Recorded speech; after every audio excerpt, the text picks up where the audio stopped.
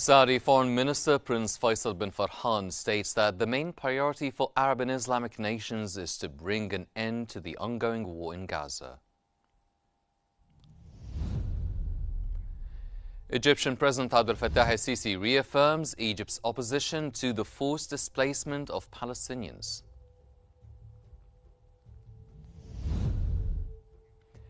And Arab League Secretary General Ahmed Abul Gheit states that international inaction has enabled Israel to escalate the conflict.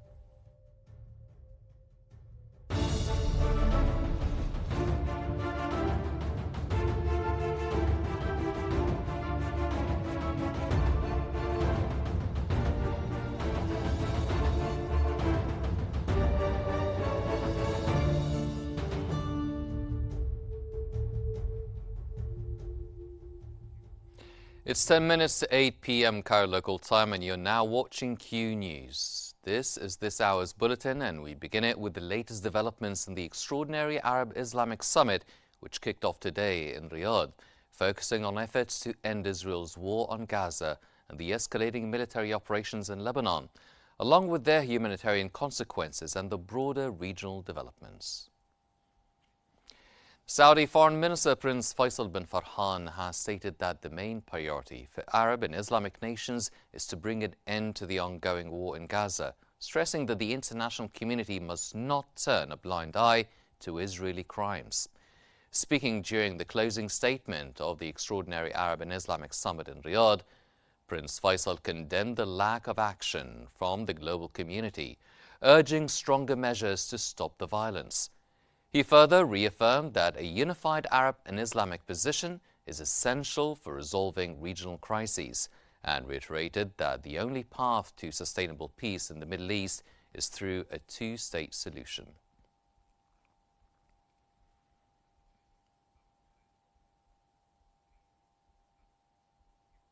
During the summit, Saudi Crown Prince Mohammed bin Salman reaffirmed the kingdom's firm opposition to Israeli attacks on Gaza and highlighted its support for the Palestinian cause through the International Coalition for a Two-State Solution. The Saudi Crown Prince further condemned the Israeli occupation forces' operations in Lebanon and voiced opposition to any hindrance to humanitarian work in Gaza.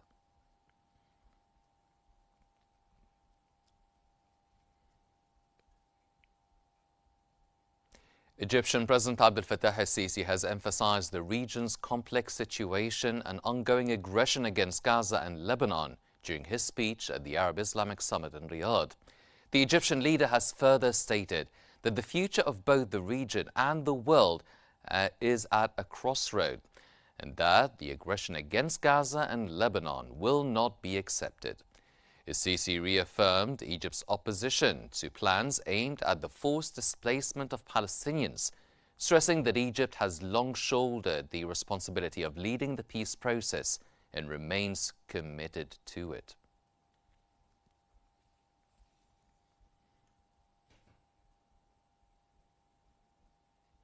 The Arab-Islamic Summit in Riyadh has united leaders from across the Arab and Islamic world to confront the escalating violence in Gaza and southern Lebanon, sparked by the Israeli military aggression across the region. On November 11, 2024, the Arab-Islamic Summit in Riyadh brought together leaders from across the Arab and Islamic world to address the escalating violence in Palestinian and Lebanese territories, attributed to recent military aggression by Israeli occupation forces. Hosted by Saudi Crown Prince Mohammed bin Salman, the summit opened with a strong condemnation of the rising civilian casualties and widespread devastation in Gaza and southern Lebanon. In his address, Egyptian President Abdel Fattah el-Sisi highlighted the region's complex crisis and the ongoing aggression against Gaza and Lebanon. He further reaffirmed Egypt's opposition to plans for Palestinian displacement and its long-standing commitment to the peace process in the region. In a Saudi-led call for unity, the summit urged a cohesive Arab-Islamic response to Israeli aggression, Leaders emphasized the urgent need for humanitarian support and called for an immediate ceasefire to protect lives and halt further destruction in the conflict zones. Crown Prince Mohammed bin Salman reaffirmed Saudi Arabia's dedication to advocating for Palestinian rights and its commitment to pursue long-term peace in the region. Representatives from the Organization of Islamic Cooperation and the Arab League joined the summit's unified stance, reiterating support for the establishment of a Palestinian state along the 1967 borders. The emphasis on a two-state solution was framed as essential for achieving sustainable peace and stability in the region. Many leaders called for a robust intervention from international organizations, particularly the United Nations, to address the crisis and hold Israel accountable for alleged human rights abuses and war crimes. The summit also outlined a strategic plan to increase financial and medical support for Palestinian communities, alongside renewed diplomatic efforts to prevent further escalation across the region.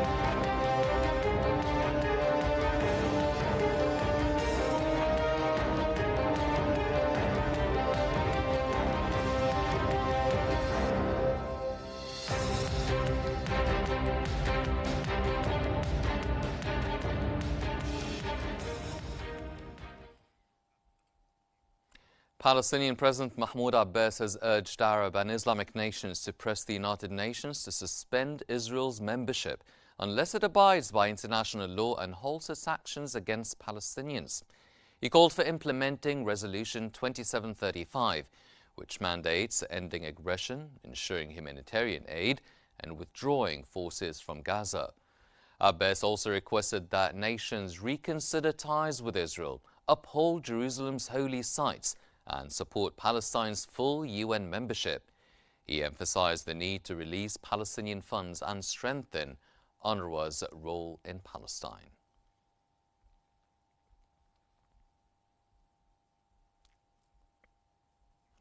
Jordanian King Abdullah II called on brotherly and friendly nations to participate in launching a humanitarian bridge to break the blockade on Gaza. He also called for delivering urgent aid to the territory suffering from a humanitarian disaster. He stressed on the need for immediate action to end the aggression, as well as halt killing, destruction, and escalation in the region. King Abdullah stated that words have no place at the moment, as the world now needs serious positions and tangible efforts to end the tragedy, save Gazans, and provide the assistance they urgently need.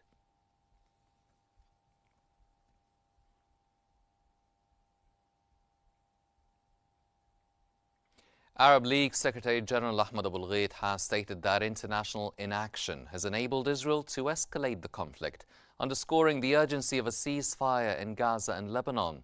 He highlighted that true peace is incompatible with violence and injustice, accusing Israel of attempting to eliminate hopes for a Palestinian state and systematically undermining Gaza's society, noting that half of Gaza's population lives on just 10% of its land. Abul Gheit warned that the crisis has reached an intolerable level, requiring adherence to UN Resolution 1701 in Lebanon.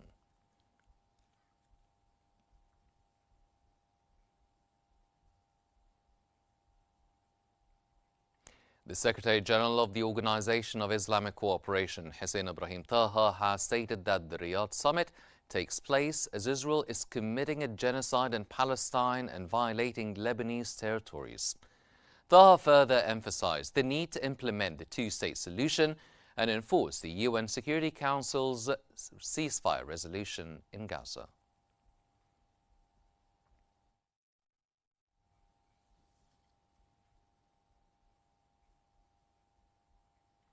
Sudanese Sovereign Council President Abdel Fattah al-Burhan emphasized full solidarity with the Palestinian people, praising their steadfast struggle for justice and the establishment of their state.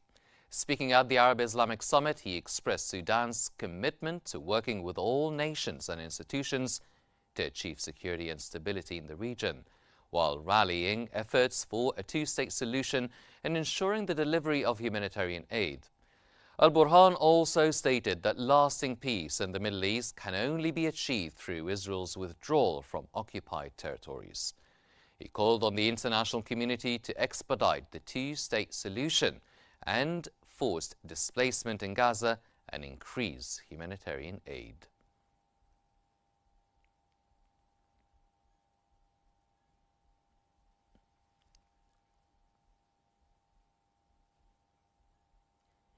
Dr. Rashad Al-Alimi, chairman of the Yemeni Presidential Leadership Council, has emphasized the need to solidify the two-state solution and give it more political momentum to meet the aspirations of the Palestinian people. In his speech at the Arab Islamic Summit in Riyadh, he called for an immediate end to Israeli aggression against Palestinians and the delivery of more aid to Gaza. Dr. Al-Alimi has also stated that strengthening the Palestinian national position and enhancing the prospects for a two-state solution starts with united Arab solidarity.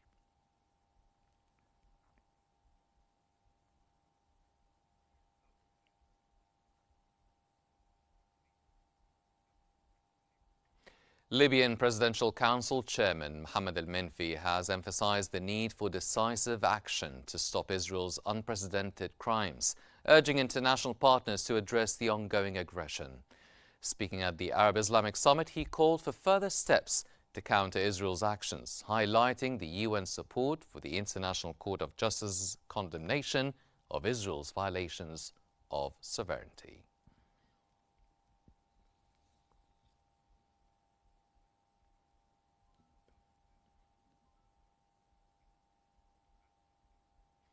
Turkish President Recep Tayyip Erdogan has criticized the Israeli Prime Minister Netanyahu's government for escalating military tensions in the region, including rising hostilities towards Iran, ongoing attacks on Lebanon, and blocking humanitarian aid to Gaza.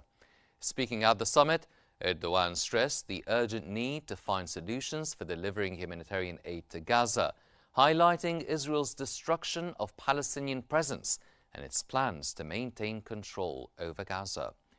He also condemned Israel's recent decision to ban UNRWA, calling it an attempt to eliminate the two-state solution and prevent Palestinians' return to their homeland. The Turkish president called for Israel to be internationally isolated unless it ends its aggression in Gaza and Lebanon, advocating for an arms embargo and additional trade restrictions on Israel. Turkey has already imposed further trade limitations with Israel.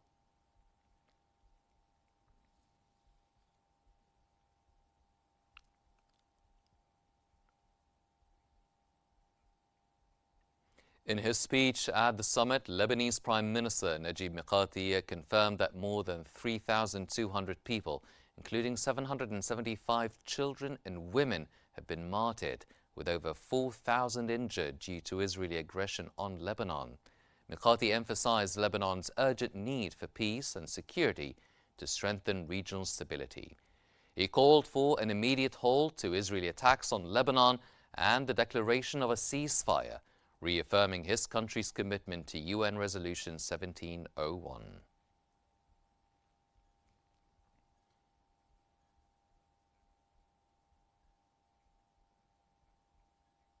In his speech at the summit, Syrian President Bashar al-Assad has emphasized that the ongoing Israeli aggression cannot be viewed in isolation from the broader Palestinian cause. He stated that if Arab and Islamic countries continue to address the attacks on Gaza with fragmented approaches, they risk paving the way for further massacres that could annihilate the Palestinian people and erase the cause itself.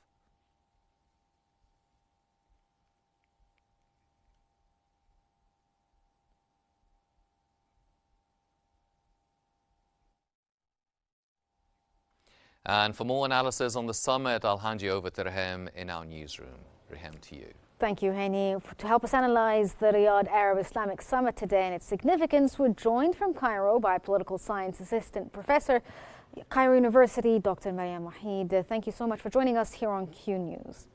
Firstly, let me start off by asking what recommendations emerge from Riyadh's Arab Islamic Summit, especially concerning humanitarian aid, in addition to regional security? Good afternoon. It's clear that the final statement has been announced, and there's quite a collaboration between Arab and Islamic countries, and a joint statement was issued. This statement clearly asserts that there's importance of Egyptian role in finding solutions and reaching a ceasefire in both Gaza and Lebanon. Also, insistence on that there should be a rapid and unimpeded passage of humanitarian aid to Gaza Strip, and also trying to find out or paving the way for a two-state solution also soon. Also insisting that there should be like a UN Security Council resolution to ceasefire in Palestine and Lebanon. Also, from the points asserted throughout the summit, that there should be ending all kinds of conflicts taking place in Lebanon. And according to the 1701, the Security Council decision of 1701. Well, since you talked about the idea of, the summit discussing that the ceasefire and all of that, they also discussed during the summit the day after. How did the summit participants address the topic of rebuilding Gaza and supporting the Lebanese infrastructure amid the current challenges? Yes, that was very important throughout the summit. But the first step would be actually finding or ceasefire at first, and trying to reach a solution for the problem taking place right now. So also Egypt will stand against all attempts aimed at liquidating the Palestinian cause, all kinds of or calls for forcible displacement of civilians in Gaza. So the protection of civilians is very important, and trying to reach out a decision from the Security Council as well. Okay, so in your opinion, how might the summit's recommendations influence Arab-Islamic unity or cooperation in addressing, broader Middle Eastern issues? Obviously, this is one of the biggest issues in the region. The summit was concentrated, so right now, since the 7th of October 2023, there were a lot of hostilities taking place, a lot of people died, a lot of people were injured. So the focus was actually on the Palestinian and Lebanese causes. And of course, that's related to the peace and security of the region as a whole, especially with the incoming Trump administration taking place in the U.S. and also the changes that are taking place in both the regional and international world. So there's some regional changes taking place. Also, there is a change in taking place inside some Arab countries or Africa or yes, well, the region as a whole. Yes. As you said, the big topic now is obviously Lebanon and Gaza and the U.S. administration change. But in your opinion, what should we expect next from the Arab Islamic community regarding diplomatic efforts or initiatives focused on peace and stability in the region, and specifically, obviously, Gaza and Lebanon? Of course, there was also in the final statement that stresses the need also that Israel, there should be a ceasefire in the region, and also an investigation in the crimes also that took place. So that's the role of the International Court of Justice, and also trying to put more pressure on Israel to stop those massacres taking place in Gaza and Lebanon, because this is against the international humanitarian law and also against Geneva Convention, which is of 1949, which is the milestone of the international humanitarian law, with its 4 treaties that it also outlines clearly. This treaty came after the Second World War, when millions of people lost their lives and also were displaced from their homes. So this was actually to have peace and order and liberties in the world. So actually trying to confirm, to make Israel actually conform with the international community and in accordance with the treaties that were issued after the Second World War. Okay, that was political science assistant professor at Cairo University, Dr. Mariam Wahid. Thank you so much for your insights, and thank you for joining us here on Q News. And now back to you, Hani, in the studio. Thank you, Raham. Ladies and gentlemen, we move on to the latest developments in Gaza, where the Palestine Red Crescent Society, in coordination with the International Committee of the Red Cross, has reported that its teams evacuated 20 patients from Al-Auda Hospital in Jabalia to a Shifa Hospital in Gaza City. The PRCS said the mission took 14 hours, with one patient dying after ambulances were delayed for hours at an Israeli checkpoint separating northern Gaza from Gaza City. 3 hospitals in and around Jabalia have been besieged by Israeli forces for several weeks. Hospital officials have resisted army orders to evacuate or abandon patients despite severe shortages of food, medical supplies and fuel.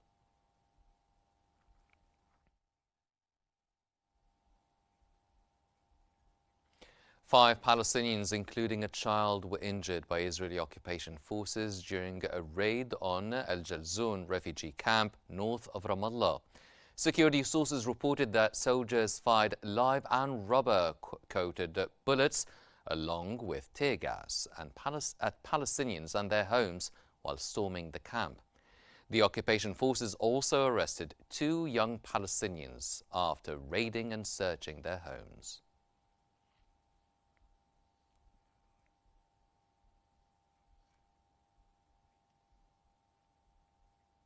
The Israeli occupation forces have arrested 3 Palestinians from Nablus and Askar al-Balad, east of the city.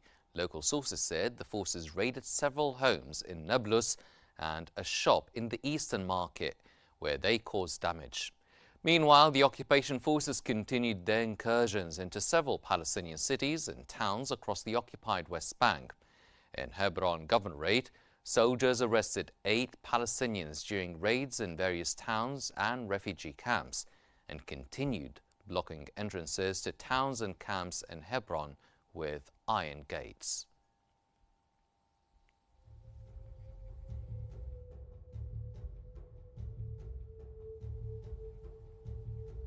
These are all the news we have for now, but here's a reminder of today's top stories.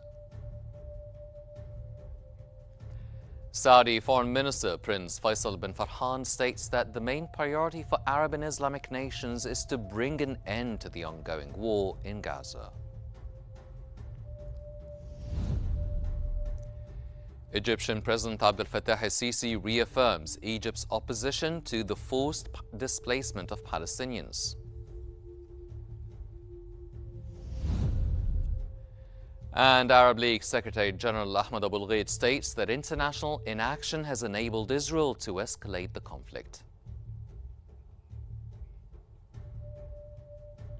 This concludes our news bulletin for this hour, but please don't forget to follow Q News on YouTube, Facebook, X, Instagram and TikTok at Qnews EGY to stay informed. I'm Henny Saif. Thank you for joining us.